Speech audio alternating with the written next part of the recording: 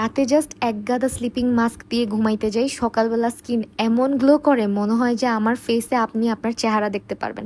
এত চকচকা glassy plumpy skin কিন্তু একদিনে পাই নাই। দেখেন আমার আগের ছবিটা, আমার স্কিন ব্যারিয়ার অনেক ড্যামেজ ছিল, আর এই যে আমার skin without filter, without any smooth effect আমি দেখাচ্ছি কতটা গ্লাসি।